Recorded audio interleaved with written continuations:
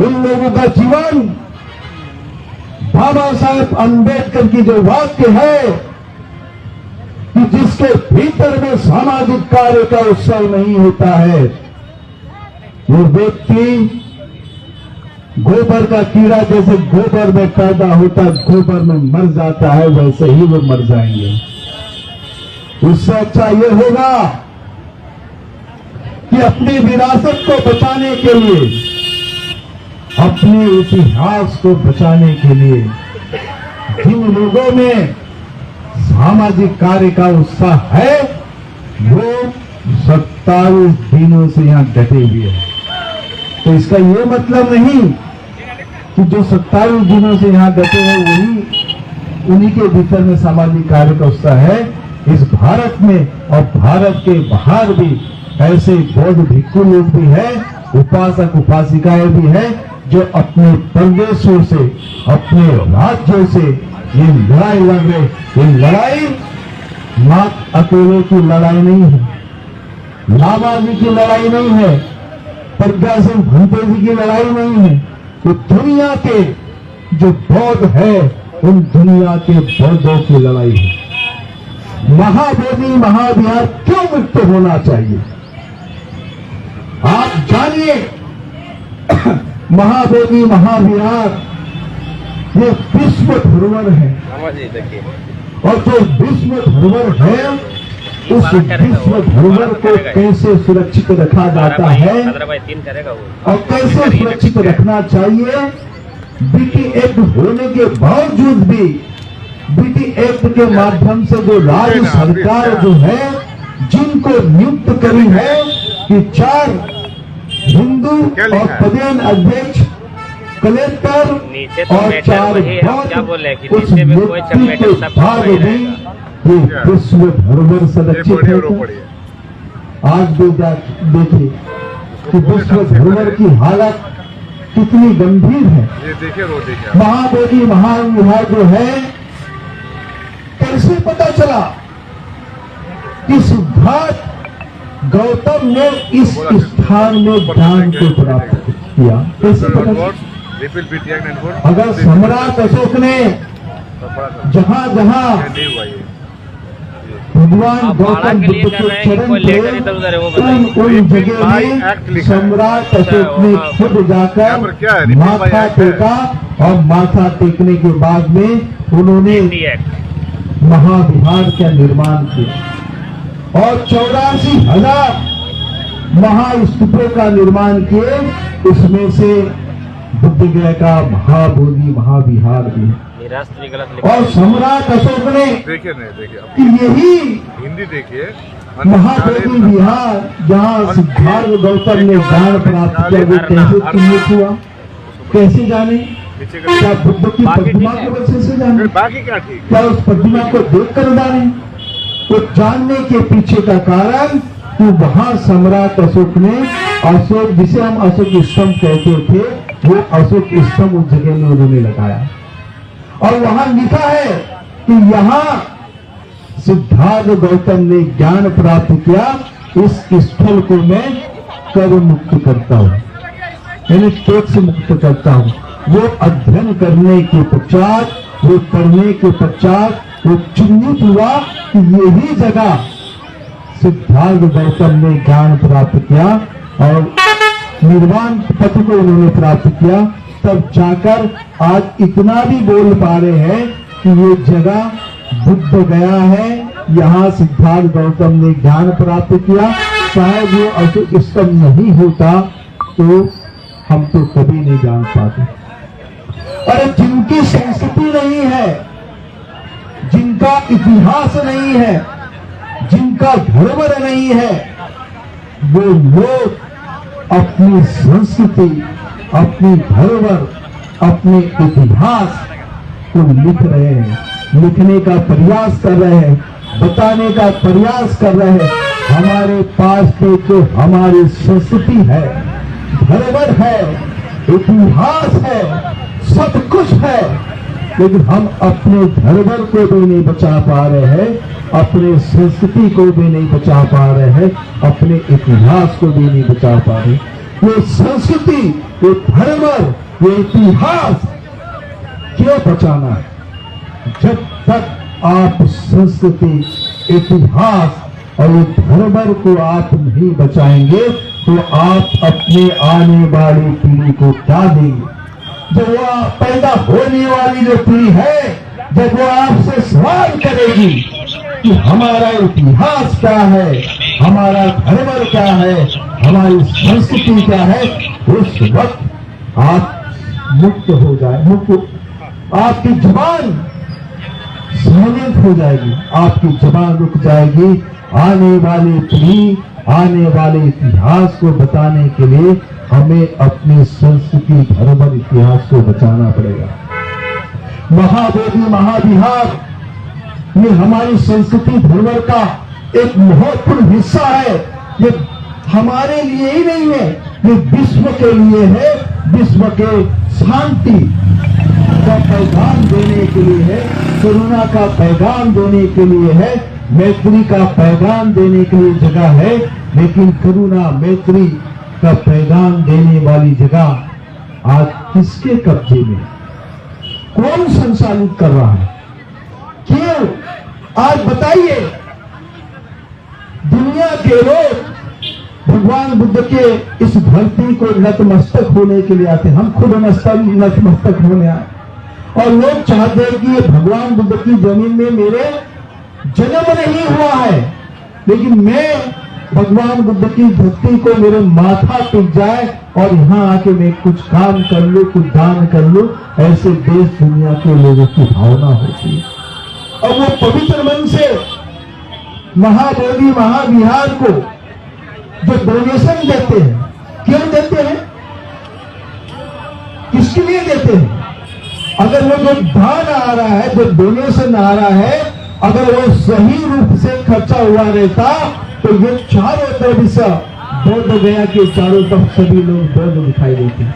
दुनिया में जो हम बोलते हैं ना कि बौद्ध बनना चाहिए, बौद्ध दिखना चाहिए, बौद्ध लिखना चाहिए, अगर महाबोधि महाविहार तो संचालित करने वाले लोगों के भीतर में जो दान का सदुपयोग करने की भावना होती तो बौद्ध बिल्कुल बने होते, लेकिन वो सही रूप से उसका उपयोग नहीं कर रहे। उन राशि का, उन दान का सही उपयोग नहीं हो रहा है। बड़े बड़े यूनिवर्सिटी यहाँ तैयार हो सकती थी, महाबोधि महाविहार के माध्यम से बड़े बड़े हॉस्पिटल चलाए जा सकते थे, आश्रम चलाए जा सकते थे, बिल्कुल ट्रेनिंग सेंटर चलाए जा सकते थे। दीन दुखिया की लोगों को सेवा करने हेतु इतना चलाया जा सकता था, लेकिन हो रहा है क्या? नहीं हो रहा। आज खुद आप देखिए, महाबोधि महाविहार में आने वाला एक भिक्खु भी होगा तो महाबोधि महामैनेजमेंट कमेटी की तरफ से आपको एक निवाला भी मिलता होगा। तो बताइए, वो दुनिया के लोग हैं तो खुद आते हैं और खुद आके भिक्खु लोगों को भोजन दान दे रहे हैं। यहां से कोई भिक्खु भूखा नहीं जा रहे, लेकिन महाबोधि महाविहार मैनेजमेंट कमेटी को जो कार्य करना था वो कर पा रहे थे नहीं। करने के कारण ही तो मुक्त करना है, क्योंकि नियंत्रण किसी के हाथ में है।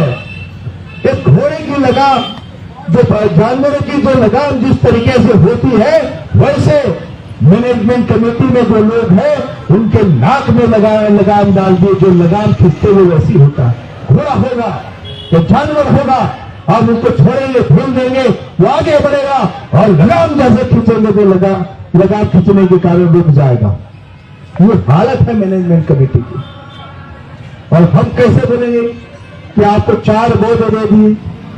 अरे 4 बौद्ध दे दिए, वो 4 बौद्ध लोग अभी तक बताइए कि यूनिवर्सिटी का निर्माण क्यों नहीं हुआ, अनाथ आश्रम का निर्माण क्यों नहीं हुआ, भिक्खु ट्रेनिंग सेंटर का निर्माण क्यों नहीं हुआ?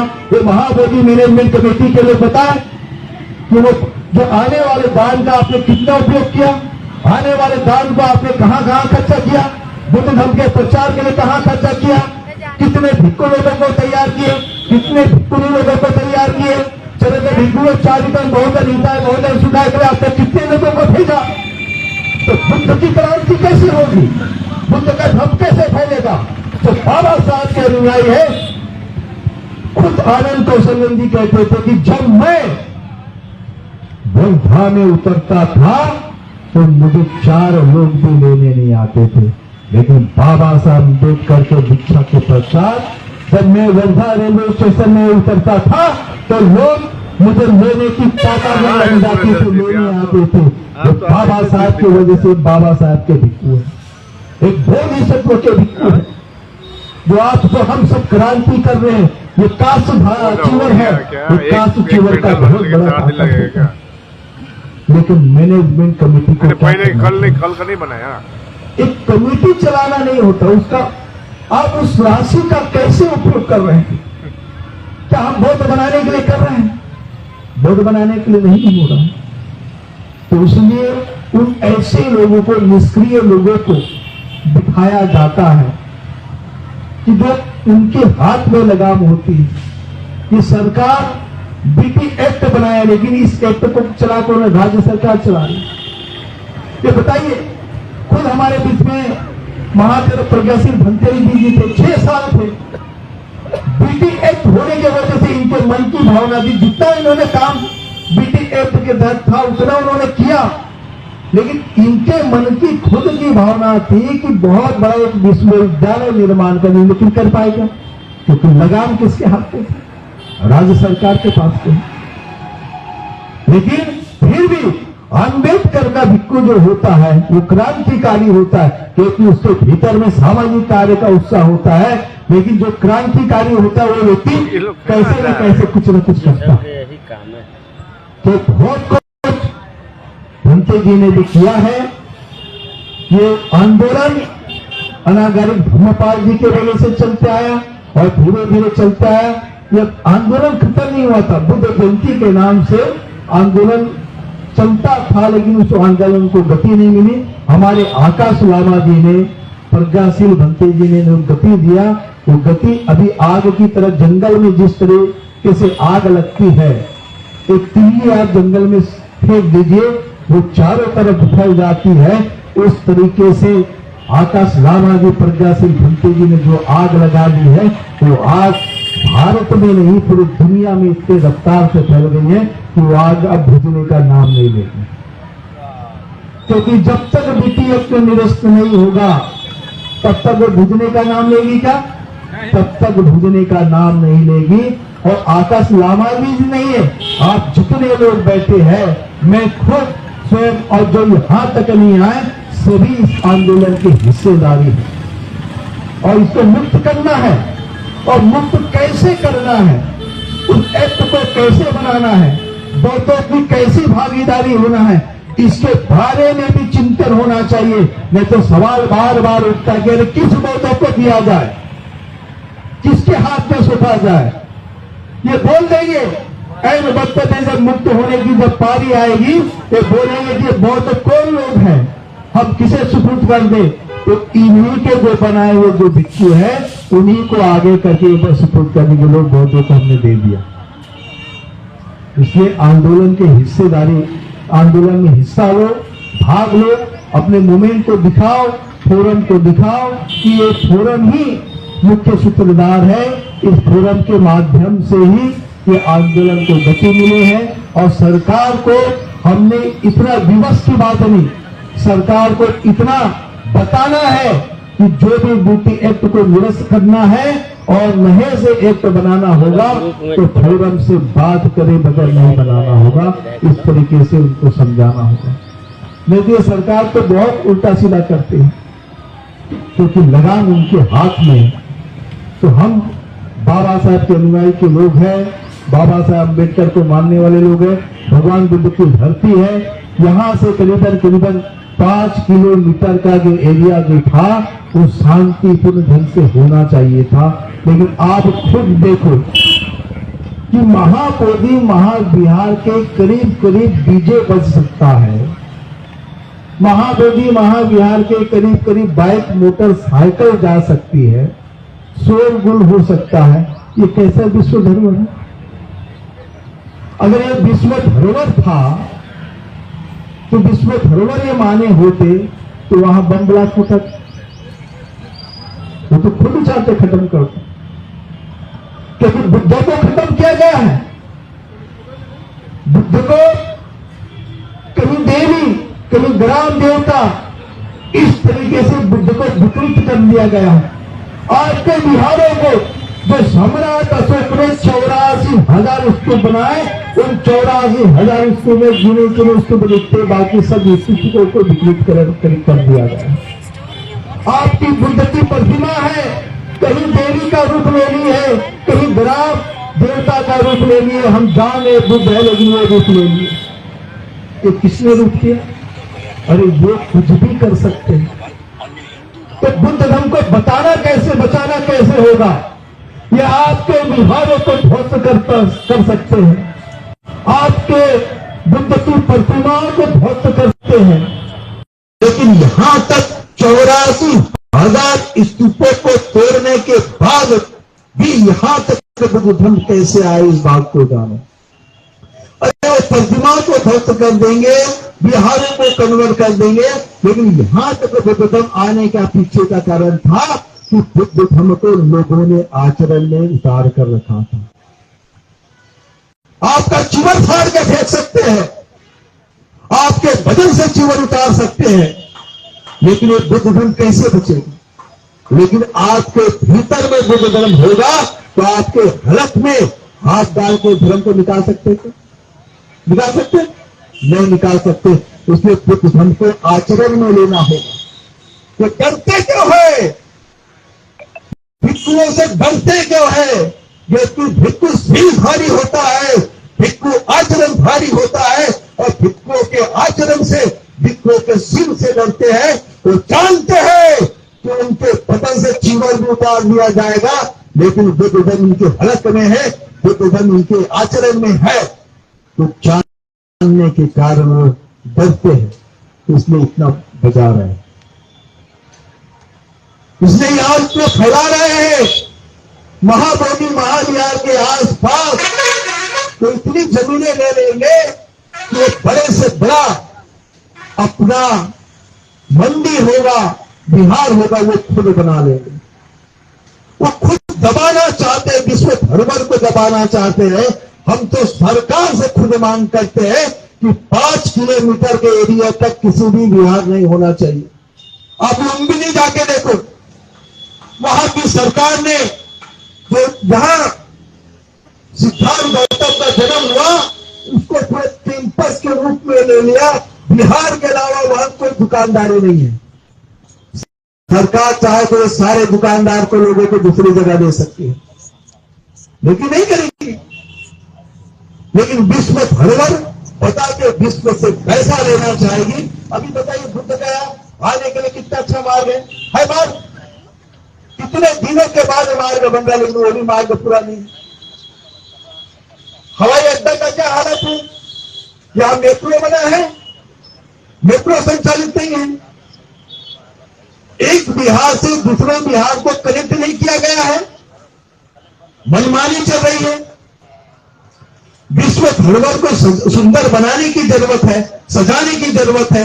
अरे यही विश्व धरोहर के अंदर में 5 किलोमीटर के अंदर में कोई पद भी रख दे तो उसको शांति का एहसास होना चाहिए, लेकिन यहां पद रखते ही क्या होता है? वो तो बुद्ध की ऊर्जा है, इस भूमि की ऊर्जा है। तो इस भूमि की ऊर्जा के कारण यहां उस तरीके का वातावरण अभी भी है। दुनिया के लोग शांति के लिए आते हैं, बैठ के घंटों घंटों ध्यान कर रहे हैं, वंदना कर रहे हैं। क्यों कर रहे हैं?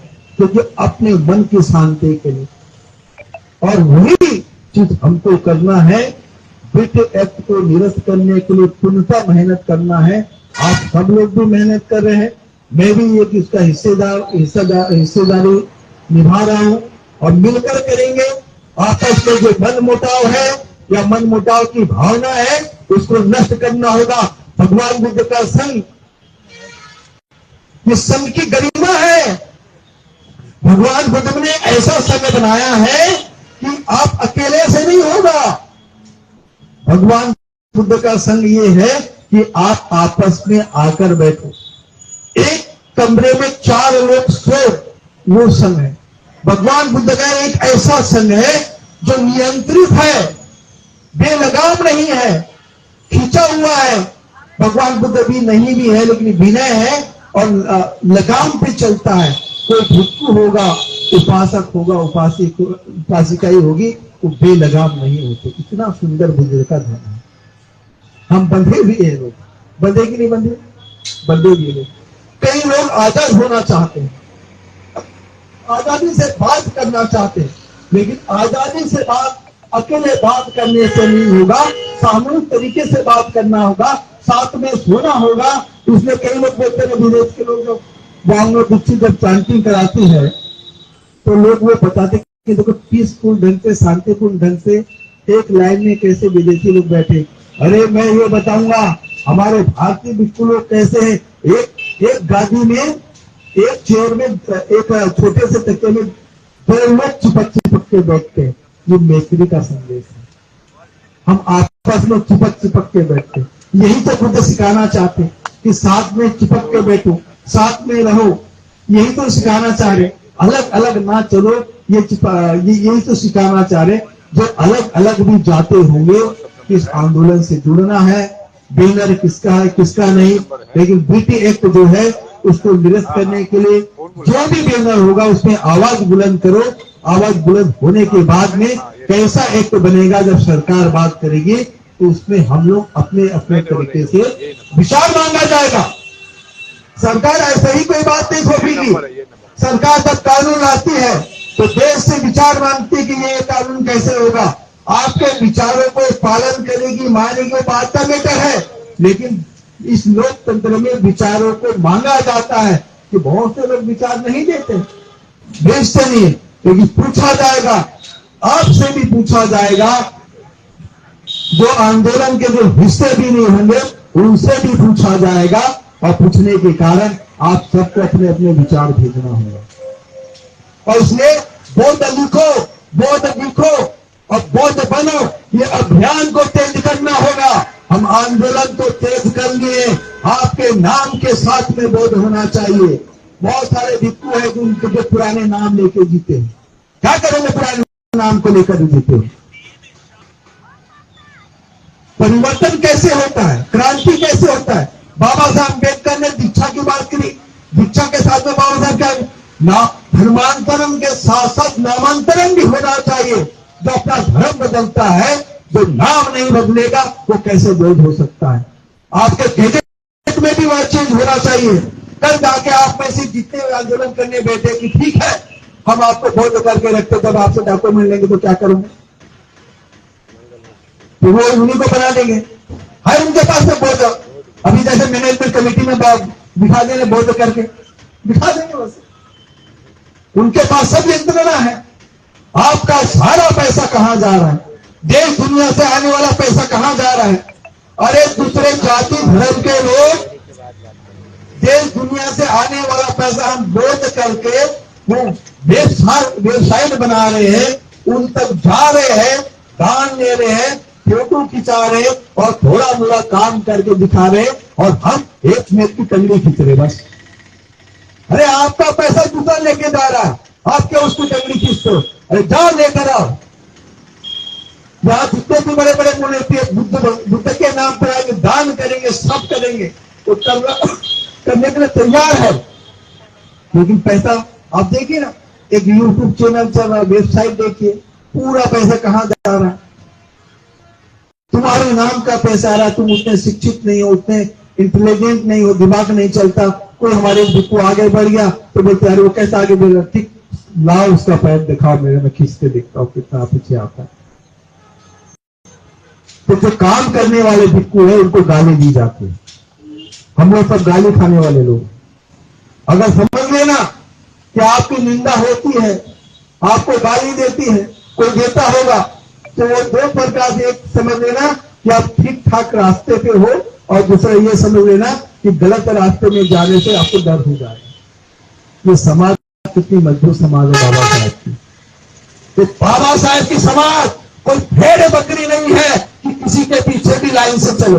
बोलते हो ना आप लोग, अरे हमारा समाज संगठित नहीं है, आता नहीं। अरे कोई भेड़ बकरी है कि किसी भी बीच से चल जाए? अरे बाबा साहब की समाज एक बुद्धिमान समाज है, जागरूक समाज है, वो जानती है और जानने के पीछे उसके पीछे चलती है। तो भेड़ बकरी के जैसे नहीं चलती। क्या बाबा साहब अम्बेडकर ने अस्पृश्यता की लड़ाई लड़ी थी? क्या बाबा साहब के पहले कोई अस्पृश्य की लड़ाई नहीं लड़ी गई थी? गांधी के समय में ए राजा करके आपने नाम नहीं सुना होगा, वो अस्पृश्यों की लड़ाई लड़ता था। गांधी जी कहते कि मैं 6 करोड़ रुपया अस्पृश्यों के लिए खर्चा किया है। गांधी जी ने 6 करोड़ रुपया खर्चा किया अस्पृश्यों के लड़ाई के नाम से, ये राजा तो आगे किया, बाबा साहब तो सेकेंडरी। लेकिन बाबा साहब ने वो काम करके दिखाया कि सारा दुनिया के लोग बाबा साहब को गर्दने नहीं, बाबा साहब ही अस्पृश्यों का लीडर है, अस्पृश्यों का मसीहा है। तो वो काम हमको कर दिखाना है। अगर हम काम करके दिखाएंगे तो देश दुनिया की जनता हमारे पीछे होगी। सिर्फ काम को महत्व दीजिए, कर्म को महत्व दीजिए। चरित विक्रम चारितम बहुगन हिताय बहुगन सुखाय के संदेश के लिए काम कीजिए।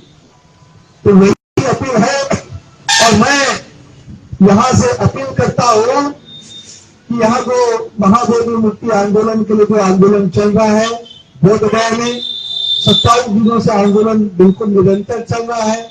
और हम अपील करते हैं देश दुनिया के लोगों से कि आंदोलन में आइए। आप 2 दिन के लिए आइए, 5 दिन के लिए आइए, हफ्ते भर के लिए आइए। अब हफ्ते भर के लिए, 5 दिन के लिए, महीने भर के लिए भी नहीं आते तो 1 घंटे के लिए भी आइए और आके यहाँ विजिट कीजिए।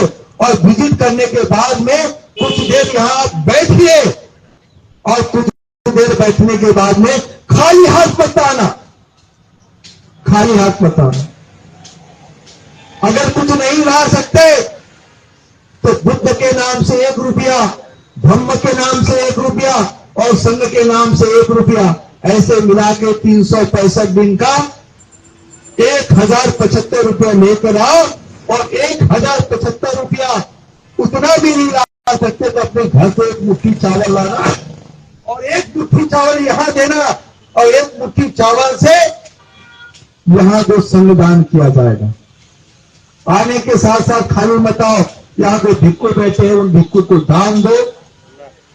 यहाँ जो आंदोलन चल रहा है बुद्धिस्ट फोरम को, उसको दान दीजिए, क्योंकि बुद्धिस्ट फोरम की जिम्मेदारी है यहाँ आने वाले भिक्खु उपासक का भोजन की और रहने की व्यवस्था करने के लिए वह मनोयुद्धा है।